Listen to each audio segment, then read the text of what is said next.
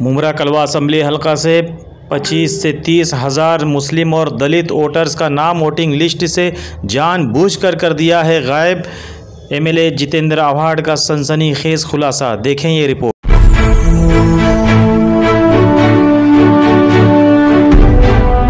सवेरा news network को like करें, subscribe करें और बेल आइकन दबाना ना भूलें। लोगों ने मेरे ध्यान में लाया है कि मुमरा में 20 से 25 हजार नाम काट दिए और उधर ऐसा लिखा गया है कि नॉट अवेलेबल, शिफ्टेड। लोग वहीं पे रह रहे हैं, हमको मालूम है लोग वहीं पे रह रहे हैं, लेकिन वोटर लिस्ट में आ गया शिफ्टेड। ये झूठ काम करते हैं। कोई जाता नहीं है वोटर के लिस्ट बनाने के लिए वोटर के घर पे। ये कहां से लिस्ट बनती है ये भी नहीं मालूम। किसी को पूछने को जाओ, जिला अधिकारी को, कलेक्टर को, तो वो तो बात उसको मालूम ही नहीं रहती। गैर जिम्मेदारान हरकत करते हैं, वोटिंग कम हो जाता है और खास करके मुसलमान और दलित इनके नाम काटने का इन्हें काम ही किया जाता है। उनको वोटिंग का हक ही नहीं रखते।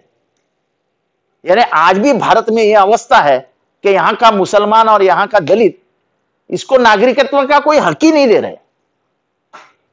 अगर आधार कार्ड बनाया ना तुमने, किसके लिए बनाया आधार कार्ड? आधार कार्ड लिंक कर दो ना वोटर लिस्ट से, तो आपको भी तकलीफ नहीं, हमको भी तकलीफ नहीं।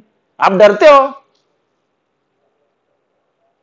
आधार कार्ड बनाया किस लिए? मोबाइल को आधार कार्ड चाहिए तुमको, और वोटिंग लिस्ट को क्यों नहीं चाहिए?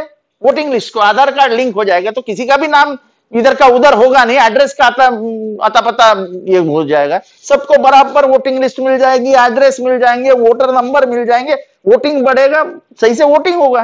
ये जानबूझ के ही काटे जाते हैं। जो आदमी उधर रह रहा है उसको आप बोलते हैं शिफ्टेड। फिर उनके नाम दोबारा चढ़ाने के लिए क्या? हाँ, तो वो एक बड़ी सर्कस है।